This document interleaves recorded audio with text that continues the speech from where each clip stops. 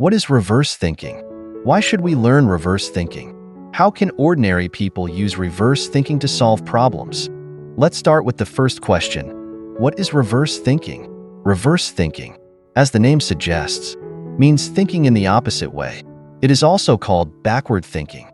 It refers to a way of thinking that involves reversing the usual perspectives or conventional viewpoints.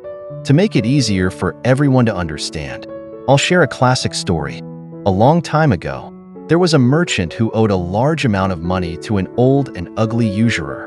One day, the usurer came to collect the debt, but the merchant didn't have the money to pay him back. The usurer then proposed a condition. He said that if the merchant agreed to marry off his beautiful daughter to him, the debt would be forgiven. The usurer explained that he would place one black pebble and one white pebble into an empty bag and let the merchant's daughter pick one. If she picked the black pebble, she would marry the usurer, and the debt would be canceled. If she picked the white pebble, she wouldn't have to marry him, and the debt would still be forgiven. However, if the merchant's daughter refused to pick a pebble, the usurer would send her father to jail. It was clear that the usurer wasn't interested in reclaiming the money, but rather wanted to force the merchant's daughter into marriage. Helpless, the merchant had no choice but to agree to the usurer's terms. They went to the usurer's house, bringing along a crowd of witnesses. The usurer picked 2 pebbles from a pile in his backyard and placed them into a bag. However, the sharp-eyed daughter noticed that both pebbles were black. Faced with such a deceitful usurer, it seemed inevitable that the girl would have to marry him. What would you do in such a situation? But since the girl was the merchant's daughter, she naturally had the wit to solve this predicament. After all, if her father had the skill to borrow such a large amount from the usurer, the daughter certainly had the ability to outwit him. The clever girl reached into the bag, pulled out a pebble, and, at lightning speed, threw it back into the pile of pebbles. No one could see whether the pebble she picked was black or white, since the remaining pebble was black, and the usurer didn't dare to admit his previous deceit. He had no choice but to acknowledge that the pebble the girl had chosen was white. Thus, the debt was canceled, and the girl didn't have to marry the old and ugly usurer. If the girl had relied only on her eyes to see the 2 black pebbles, she wouldn't have been able to make a choice in this seemingly impossible situation. What she relied on was reverse thinking.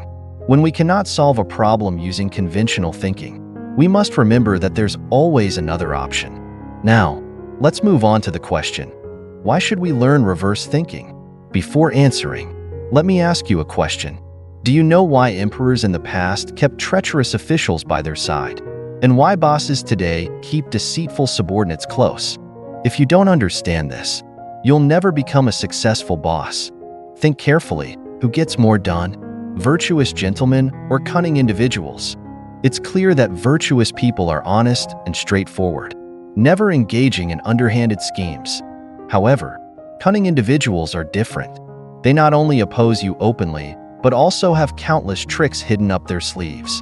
If someone wants to achieve great things, they need to navigate both legitimate and shadowy paths, and this often requires cunning individuals to handle certain matters.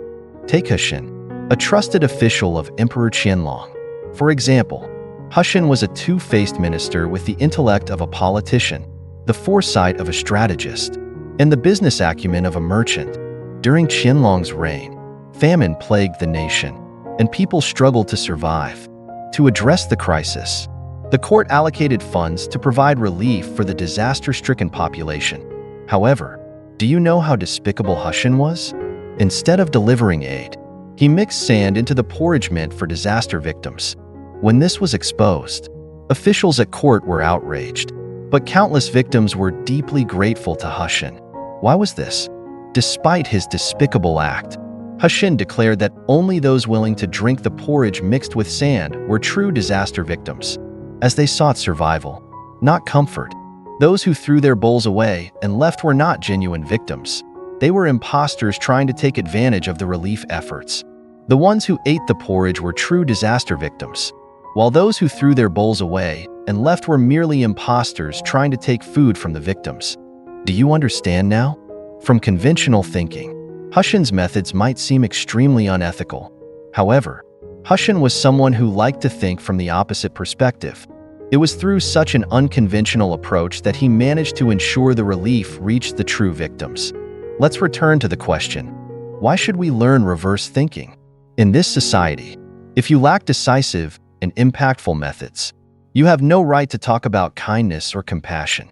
If you only learn conventional thinking, you may end up being exploited by others. Learning reverse thinking and using it wisely against cunning individuals is both a defensive technique and a demonstration of intelligence. Now, let's discuss how ordinary people can use reverse thinking to solve complex problems. Before explaining this, let's first try a simple question. Suppose there's a virus in a cup. This virus starts doubling every minute. After 60 minutes, or exactly 1 hour, the cup is completely filled with the virus. When will the virus fill exactly half the cup?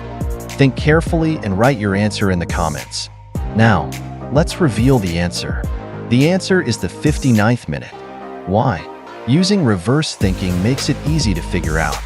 If you were to use conventional thinking, you'd have to calculate minute by minute from the 1st to the 59th. But with reverse thinking, you only need to think backward 1 minute from the 60th minute to arrive at the answer. This demonstrates how reverse thinking leverages the reversibility of events to identify a breakthrough point and use it as the starting point for further reasoning. It involves using logical deduction to explore new methods and solutions. Specific reverse thinking methods include transformational reverse thinking, inversion reverse thinking, and flaw-focused reverse thinking. Let's start with the first type, transformational reverse thinking. Transformational reverse thinking refers to changing your approach or perspective when conventional methods fail to solve a complex problem. By shifting your approach or altering how you view the problem, you can find solutions more effectively. For example, there was a Jewish elder named Isaac who, after retiring, a Jewish elder named Isaac bought a house near a school to spend his later years in peace. At first, it was relatively quiet. However, a few days later, a group of young people started playing with garbage bins in the area, creating loud noises that were extremely irritating. What could he do? If he went out and scolded them directly, such a confrontational attitude might not work with young people and could even provoke a personal attack. After thinking for a while, the elder decided to negotiate with the youngsters. He said, "You guys are having so much fun. I really enjoy seeing you so happy. You've brought a lot of energy to the neighborhood. If you come here every day to play with the garbage bins, I'll pay each of you $1 per day, but you can only do it for 1 hour." Hearing this, the young people were delighted and started putting even more effort into making noise with the garbage bins. 3 days later, the elder came back with a sorrowful look, saying, "Inflation is really bad these days, and my pension is shrinking. Starting tomorrow, I can only pay you 50 cents each." The youngsters were unhappy but reluctantly accepted the offer and continued playing with the bins. A week later, the elder approached them again and said, "The school's finances are tight, and I haven't received my pension check. I'm sorry, but from tomorrow onwards, I can only give you 20 cents each." 20 cents? The youngsters exclaimed. "We're not going to waste our precious time here for such a small amount of money." From that day onward, they stopped playing with the bins, and the elder enjoyed peace and quiet once again. You see, a problem that couldn't be solved head-on was easily resolved by reversing the approach. Now, let's discuss the second type of reverse thinking, inversion reverse thinking. There was a Chinese man who immigrated to the United States. He found himself in a legal dispute over a house he had purchased. When consulting his lawyer, he asked, "Can we arrange a meeting with the judge, or perhaps send him a gift?" The lawyer was shocked and quickly warned, "Absolutely not.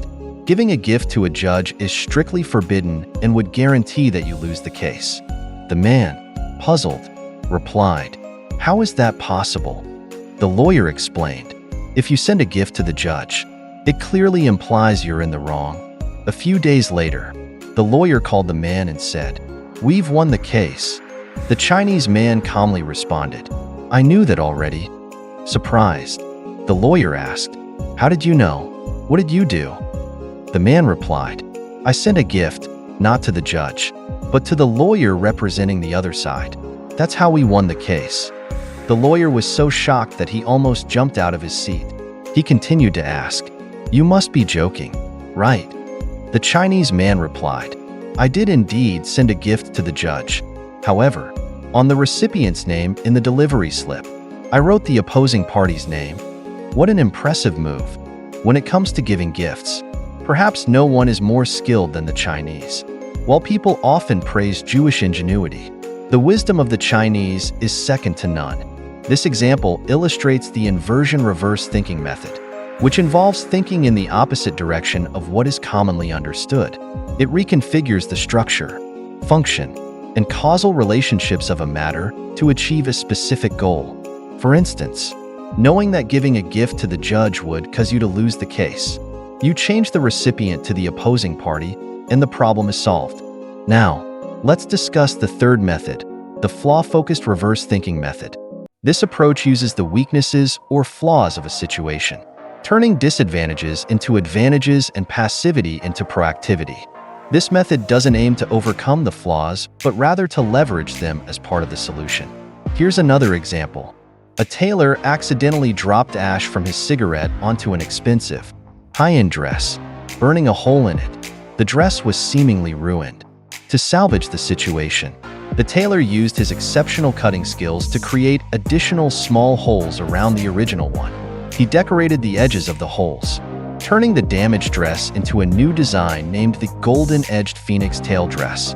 Surprisingly, the dress not only sold for a high price, but also became a popular trend, making his business flourish. Reverse thinking can manifest in many ways.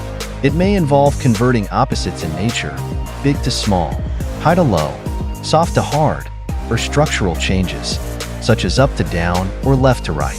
There are also process-based transformations. Regardless of the method, as long as you can think of the opposite aspect of a situation, you are using reverse thinking. Sometimes, problems seem unsolvable no matter how hard you think.